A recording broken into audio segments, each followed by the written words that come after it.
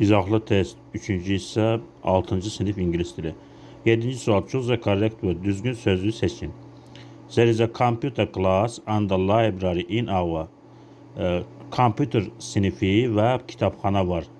Bizim kinoteatrda sinema olmaz. In our school, məktəbimizdə. Bəli, there is a computer class and a library in our school. Bizim məktəbimizdə computer sinifi və kitabxana var. B bəndi doğru cavabdır. C bəndi museum'da, muzeydə olmaz. D bəndi playground'u, meydança, orada işlənə bilməz. 8-ci sual. Choose the correct tense form. Düzgün zaman formasını seçin.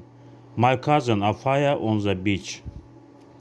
Make feili qaydasız feildir. Onun keçmiş zaman forması made'dir. Bir ola bilər olsun. My cousin made Afaya on the beach. Mənim əmioğlum çimərlikdə tonqal qaladı. Keçmiş sadə zamanda. Bir doğrudur. Makes, my cousin üçüncü şəxsin təkidi və feilin sonunda indiki sadə zamanda s əlavə edirik. Bu da düzdür. My cousin makes a fire on the beach. Mənim əmioğlum çimərlikdə tonqal qalayır. Making olmaz, çünki making is olmalıydı. My cousin is making. 4'də is makingdir. 4 doğrudur. 5'si ola bilməz. Make s çəkilisi qəbul eləməlidir indiki sadə zamanda. Çünki üçüncü şəxsin təkidir my cousin. Deməli, hansılar doğrudur?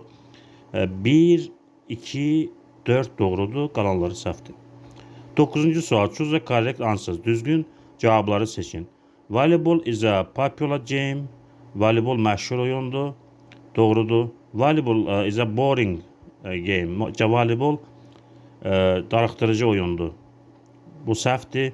Volleyball is a sport game. Voleybol idman oyunudur. Doğrudur. Volleyball is a interesting game. Voleybol maraqlı oyundur. Bu da doğrudur. 1, 3, 4 doğrudur. 2 səhvdir. 10-cu sual. Match the forms of verb to the sentence.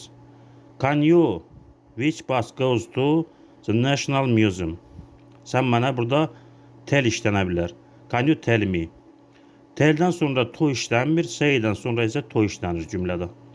Can you tell me which bus goes to the National Museum? Sən mənə deyə bilərsənmi? Hansı avtobus milli muzeyə gedir?